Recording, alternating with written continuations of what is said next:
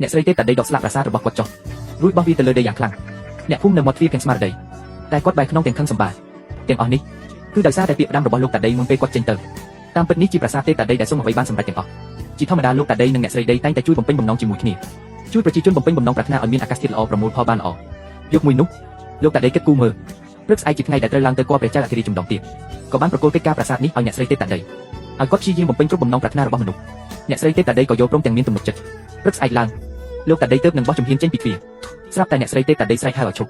លោកតាដីមុខមាត់ឆ្ងល់មិនទាន់ប្រគល់កិច្ចការចប់អស់ទេអ្នកស្រីទេតាដីស្រែកក្អាកក្អាយពិតជាភ្លេចខ្លាំងណាស់នេះភ្លេចហើយអាយ៉ាបើឯងមិនស៊ីសណ្ដែកទុំពុកនេះទេខ្ញុំចង់ដឹងថាឯងនឹងឡើងទៅពិនិត្យមើលលើមេឃបានយ៉ាងម៉េចលោកតាធរណីទើបតែស៊ីសណ្ដែកទុំពុកមួយក្តាប់ក្នុងពោះរបស់គាត់ក៏មានកម្ដៅផុសឡើងឃើញតែខ្លួនរបស់គាត់ប្រែជាពណ៌បៃតងភ្លាមនោះពោះសេរីមង្គលមួយដុំក៏ផុសចេញពីក្រោមជើងរបស់គាត់ទុកគាត់ឲ្យឡើងទៅលើមេឃយឺតឡើងត្រង់ទៅកាន់ឋានសួគ៌ពេលនេះព្រះអាទិត្យកំពុងតែឆេះក្តៅខ្លាំងកម្ដៅដក្តៅហួតហែងបានធ្វើឲ្យលោកយាយធរណីបែកញើសជុកក្បាលរបស់គាត់ក្តៅគុកគាត់ក៏ចាក់ទឹកបន្តិចបន្តួចលើក្បាលដោយគ្មានជម្រឹះពេលនោះកម្ដៅទើបនឹងធូរស្រាលបន្តិចប៉ុន្តែភ្លាមកម្ដៅរដូវក្តៅក៏វិលត្រឡប់មកវិញម្ដងទៀតលោកយាយធរណីក៏គ្មានជម្រឹះក្រៅពីយកកង្ហាស្លឹកចេកដែលជាបេតិកភណ្ឌរបស់គ្រួសារចេញមកបក់វាពី3ដងពេលនោះទើបកម្ដៅក្តៅហួតហែងត្រូវបានបណ្ដេញចេញទាំងស្រុងលោកយាយធរណីគិតថាថ្ងៃនេះគាត់អាចទំនេរបានហើយមិននឹកស្មានថាទើបតែដេកសម្រាប់បាន10វិនាទីសោះសំណើរបស់ប្រជាពលរដ្ឋក៏បានមកដល់លោកយាយធរណីក៏ភ័យតក់ស្លុតហើយប្រញាប់ដាក់កង្ហាទៅក្រោយខ្នងរបស់គាត់អ្នកដែលមកដល់គឺជាអ្នកអ៊ំទុកម្នាក់ដោយសារអាកាសធាតុក្តៅហើយគ្មានខ្យល់គាត់ក៏បណ្ដាលទុកទៅមុខដោយលំបាកតែម្នាក់ឯងហត់នឿយបែកញើសជុកក្បាលដងហក់គាត់បានអធិដ្ឋានយ៉ាងទូចសុំខ្យល់បក់ខ្លាំងដើម្បីជួយគាត់បើកទូកយាយទឹកថានិយាយថានេះជារឿងងាយស្រួលបំផុតនាងបានយកឃ្លោកខ្យល់ចេញដោយទំនុកចិត្តអធិដ្ឋានបាលីដើម្បីឲ្យមានខ្យល់បក់ខ្លាំងពួកអ្នកបើកទូកទាំងអស់បានលើកដងហើយចេញដំណើរនិយាយចប់នាងក៏ដកឆ្នុកកចេញខ្យល់បក់យ៉ាងខ្លាំងបានបក់ចេញមកពេលអ្នកបើកទូកឃើញខ្យល់បក់ខ្លាំងពួកគេក៏សប្បាយចិត្តរីករាយភ្លាមក៏ប្រញាប់រត់ត្រឡប់ទៅវិញដើម្បីត្រៀមបើកទូកតែអ្នកថៃសួនផ្លែឈើវិញរងទុកវេទនាឃើញផ្លែប៉ោមទុំត្រូវបានខ្យល់បក់ធ្លាក់ខ្ចាយពេញដីបើបន្តបែបនេះនឹងមិនទទួលបានផលអ្វីទាំងអស់គាត់ក៏ប្រញាប់យកគ្រឿងសក្ការបូជារត់ទៅកាន់អាស្រមយាយទឹកធរណីលោកជំគង់អង្វរយាយទឹកធរណីសូមជួយសង្គ្រោះជាបន្ទាន់ផ្លែប៉ោមពេញដើមកំពុងទុំចិត្តដល់ពេលប្រមូលផលហើយពេលខ្យល់បក់ខ្លាំងផ្លែឈើនឹងជ្រុះចោលឥតប្រយោជន៍សូមអ្នកមានឫទ្ធិបារមីមេត្តាជួយសូមបញ្ឈប់ពីភ្លាមយាយទឹកធរណីឮដូច្នេះនាងយល់ថារឿងនេះក៏ងាយស្រួលដែរគាត់គិតច្រើនក៏បិទគំរប់ឃ្លោកឲ្យចិត្តក៏ប្រមូលខ្យល់ព្យុះត្រឡប់មកវិញអ្នកដាំផ្លែប៉ោមឃើញថាផ្លែប៉ោមរបស់គាត់រួចផុតហើយទើបតែដកដង្ហើមធូរទ្រូងស្រាប់តែឃើញកសិករម្នាក់ដើរមករកគាត់ក៏តឹងទ្រូងក៏ស្រែកភ្លាមថាគុំសុំខ្យល់ទៀតអីហើយកុំបារម្ភអីខ្ញុំមកសុំទឹកភ្លៀងទេដោយសារតែគ្រោះរាំងស្ងួតប៉ុន្មានថ្ងៃជាប់គ្នាបូករួមទាំងកម្ដៅថ្ងៃដូចភ្លើងដំណាំនៅក្នុងស្រែចម្ការស្ទើរតែក្រៀមក្រោះអស់ហើយកសិករគិតដល់ទេពធីតាភូមិដែលស័ក្តិសិទ្ធិក៏ប្រញាប់ប្រញាល់មកទីនេះគ្រាន់តែសុំឲ្យមេឃបង្អត់ទឹកភ្លៀងដល់ត្រជាក់ទេពធីតាភូមិគិតដូច្នោះគាត់គិតថាវាស្រួលជាងការបក់ខ្យល់ទៅទៀត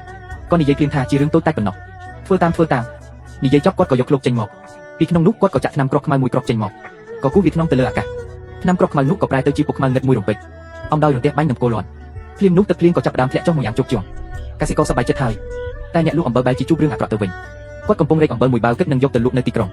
មិននឹកស្មានថាមេឃកំពុងស្រឡះបែរជាភ្លៀងធ្លាក់ខ្លាំងភ្លាមការបែកសេចក្តីអស់សង្ឃឹមគាត់បានក្រឡេកឃើញលោកតាដីយ៉ាងស្រពេចស្រពិលរត់ចូលទៅយំអង្វរលោកតាដីថាសូមជួយសង្គ្រោះខ្ញុំជាបន្ទាន់ផងខ្ញុំជាអ្នកលក់អំបិលទុនតិចចំណេញស្ទួយស្ទើរអំបិលរបស់ខ្ញុំត្រូវទឹកភ្លៀងខាតដើមទុនទាំងអស់សូមលោកតាជួយការពារខ្ញុំផងសូមលោកតាជួយឲ្យមេឃស្រឡះផងលោកយាយដីការអង្វររបស់អ្នកលក់អំបិលក៏ការចិត្តអាណិតអាសូរភ្លាមរួចក៏សូត្រមន្តថាពុកខ្មៅឲ្យឆាប់ត្រឡប់ទៅវិញតាមផ្លូវចាស់ទៅលុះសូត្រមិនចប់ពុកខ្មៅក៏ហោះត្រឡប់ទៅវិញភ្លាមមេឃក៏ស្រឡះភ្លាមតែលោកយាយដីនឹកស្មានមិនដល់ថាដោះស្រាយបញ្ហាឲ្យអ្នកលក់អំបិលរួចហើយគ្រោះមហន្តរាយពិតប្រាកដទើបបានកាត់ឡើងពេលមនុស្សម្នាឃើញមេឃស្រឡះក៏នាំគ្នាលុបជង្គង់នៅលើដីប្រាថ្នាទឹកទៀតលើដីឲ្យមានភាពស្មើគ្នា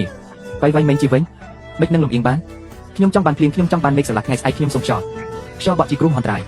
សំណុំពោកទុយគ្នារបស់ប្រជាពលរដ្ឋធ្វើឲ្យព្រះភូមិយាយធ្លាក់ក្នុងភាពលំបាកទាំងស្រុងគាត់មើលទៅទាំងសាលាចារឹកគឺមានអ្វីសូមបានសម្រេចនឹកឃើញពាក្យផ្ដាំរបស់ប្តីដែលថាឲ្យព្យាយាមបំពេញបំណងទីបំផុតគាត់ក៏ទ្រាំលែងបា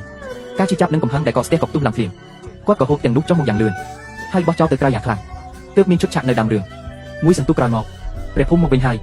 ពីចម្ងាយគាត់ឃើញទាំងនោះដួលនៅលើដីយ៉ាងភ្ញាក់ផ្អើលគាត់តក់ស្លុតក្នុងចិត្តក៏ប្រញាប់ហោះត្រឡប់ទៅក្នុងព្រះវិហារវិញពេលចូលដល់ទ្វារភ្លាមក៏ឃើញប្រពន្ធកំពុងជូតទឹកភ្នែកដោយភាពជិះចាប់គាត់ក៏ប្រញាប់សួរថាមានរឿងអ្វីកើតឡើងព្រះភូមិយាយយំរៀបរាប់ថាអ្នកជីទូកចង់បានខ្យល់អ្នកដាំដំណាំខ្លាចខ្យល់បក់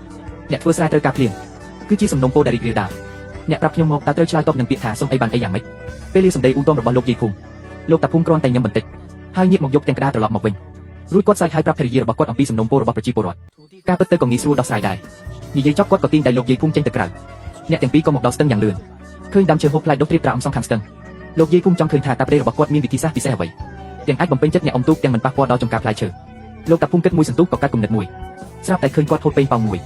ហើយផ្លុំវាតិចគាត់ក៏ផ្លុំពេញប៉ោងនោះឲ្យធំដូចភ្នំតូចមួយបន្ទាប់មកគាត់ក៏បញ្ចេញខ្យល់ទៅលើផ្ទៃស្ទឹងខ្យល់ខ្លាំងមួយរំពេចបានបក់លើស្ទឹង ប៉ុន្តែដើមឈើហូបផ្លែនៅសងខាងស្ទឹងនៅតែមានសុវត្ថិភាពល្អពេលនេះអ្នកអ៊ំទូកនិងកសិករដាំផ្លែឈើសុទ្ធតែសប្បាយរីករាយទាំងអស់លោកតាភូមិក៏សើចថាហាងានេះគេហៅថាខ្យល់បក់រំអិលតាមស្ទឹងមិនចូលចំការផ្លែឈើនេះជាវិធីដ៏អស្ចារ្យដែលបានផលប្រយោជន៍ទាំងពីរធ្វើឲ្យលោកយាយទៅដីលើកមេដៃសរសើរតែគិតមួយផ្លែទៅចុះកសិករដែលសុំភ្លៀងនឹងអ្នកលក់អំបិលដែលក្បត់គីមនោះតើគូធ្វើដូចម្ដេចទៅលុះដល់ពេលយប់អ្នកទាំងពីរបានមករកព្រះច័ន្ទលោកតាទៅដីបែរជាយកឈើច្រត់ទៅតាក់ព្រះច័ន្ទទៅវិញទង្វើចម្លែកនេះធ្វើឲ្យលោកយាយទៅដីភ្ញាក់ឲ្យយ៉ាងខ្លាំងលោកតាឈួតហើយលោកតាតាក់ព្រះច័ន្ទធ្វើអ្វីលោកយាយឆាប់ជួយទីមកទោះបីមិនយកក៏ដោយគាត់ក៏នៅតែទៅជួយអ្នកទាំងពីរក៏រួមគ្នាទាញព្រះច័ន្ទចុះមកលោកតាទៅដីក៏បោះព្រះច័ន្ទចូលទៅក្នុងទន្លេលោកយាយទៅដីទៅយកក្បោះក្បាយពេលព្រះច័ន្ទបឺតទឹកពេញហើយលោកតាទៅដីក៏ស្រង់ព្រះច័ន្ទឡើងវិញរួចបំពាក់ក្បាលកាជុកមួយថោទឹកស្រោចរុកជាកំណែពិសេសមួយក៏បានកាត់ឡើងបន្ទាប់មកគាត់ក៏បោះព្រះច័ន្ទត្រឡប់ទៅលើមេឃវិញគាត់បានឡាយតម្រូវមុំបន្តិចទឹកទន្លេក៏បានស្រោចចុះដូចទឹកអម្រឹតវាបានស្រោចស្រពដំណាំរបស់កសិករបានយ៉ាងត្រឹមត្រូវពេលនោះលោកយាយទៅដីក៏សួរទៀតចុះរឿងអ្នកលក់អំបិលនោះតើគូដោះស្រាយយ៉ាងណាទៅលោកតាភូមិបានពន្យល់ដោយស្មុគស្ងាត់ថាអ្នកមើលប្រដាស់នេះគឺធ្លាក់នៅពេលយប់ហើយពេលថ្ងៃវិញនៅតែជាថ្ងៃដែលមានពន្លឺថ្ងៃច្បាស់ល្អគឺមិនរំខានដល់ដំណើរឈ្មោះអំបិលតតែសោះអរគុណលោកតាភូមិពិតជាទេពដ៏ល្អមែនពេលនេះលោកយាយភូមិអស់ចិត្តទាំងស្រុងហើយក៏សួរទៅប្រេថាតើបានគំនិតដ៏អស្ចារ្យទាំងនេះមកពីណាលោកតាភូមិញញឹមដោយមោទកភាពមនុស្សលោកមានតម្រូវការមិនដូចគ្នាទេឲ្យតែយើងដោះស្រាយការងារគិតតែបានច្រើននោះដំណោះស្រាយនឹងលេចចេញមកដោយឯងរឿងគំនូរជីវចលផលិតក្នុងស្រុកឆ្នាំ1987ដែលមានចំណងជើងថារួមមានសំណុំពោលត្រូវឆ្លើយតបប្រើប្រាស់រឿងនិទានដ៏រស់រវើកនិងគួរឲ្យចាប់អារម្មណ៍មួយដើម្បីប្រាប់យើងថាពេលប្រឈមមុខនឹងភាពផ្ទុយគ្នា